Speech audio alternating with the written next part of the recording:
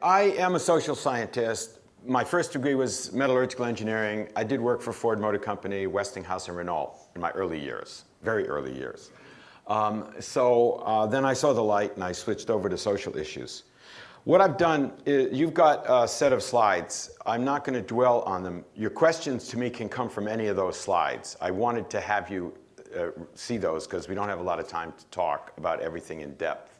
So let's just get tiptoeing through this.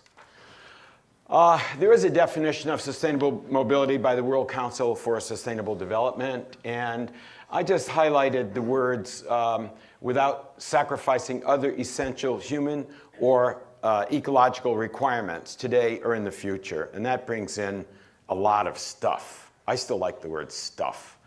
But anyway, George Carlin did a whole thing on stuff, you may remember. So it's looking at that broader context, and so one of the issues that comes up, of course, is biofuels. And there's been in this decade, a big rush to buy up land in other countries, especially Africa. So the hungry continent, the continent can't feed itself, is being consumed by countries, South Korea, Middle Eastern, Emirates, you name them, Saudi Arabia, China. They're all buying land or trying to buy land in Africa to grow biofuels and food to send back home. Okay? So they go into the hungry continent, and for a few bucks you can buy the land either through the government or from the farmers themselves. It's a problem.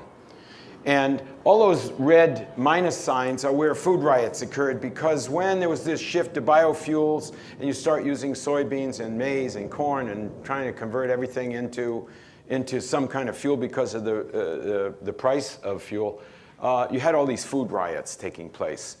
And that's what that spike is. But you can see that, that's in your chart. I just want to show you that there is a link between whatever you do to fuel a car has impacts elsewhere. Okay? There is no free lunch anywhere.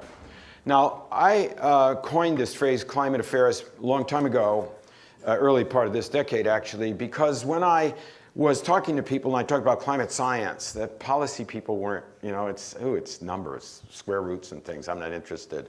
That's not what I do. And then if you talk about climate policy, the scientists say, oh, that's squishy, soft. I don't deal with that. So I came up with climate affairs. It's a common, I don't know why they're so opposed to it, because we talk about business affairs, international affairs, et cetera. But anyway, it encompasses everything. It encompasses the science of climate, encompasses impacts on society and ecosystems, policy, law, politics I separate out because that's the dirty stuff, and then policy is what you get at the end. Economics, engineering, ethics, and equity issues, such as the biofuel concern. Modeling, you all know about the climate models. Now, climate models have their supporters and detractors, and I'm not getting into that debate. Unless you want to, you can ask me a question. But there are certain environmental processes that bother me. Okay? Now, I don't know what the models are saying. We're going to have global warming at 4 degrees Celsius by the end of the century, and a 0.5 meter rise in sea level and all that stuff. But I do see certain things going on. Sea level is rising in various rates in different places. The warmest years have occurred in recent times. Warm ecosystems, that really bothers me, moving upslope. And glaciers are melting 90%. I've seen the number 97%. Most glaciers are melting around the globe at fairly fast rates. Arctic sea ice has rapidly been disappearing. It's now at a level where it was in 2007, where they expected it to take till 2020. So there's this concern about accelerating rates of change. I don't know. I'm just telling you what I'm seeing.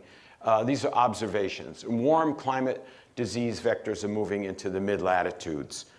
So we're seeing dengue hemorrhagic fever in Texas, for example, where 10 years ago it didn't exist.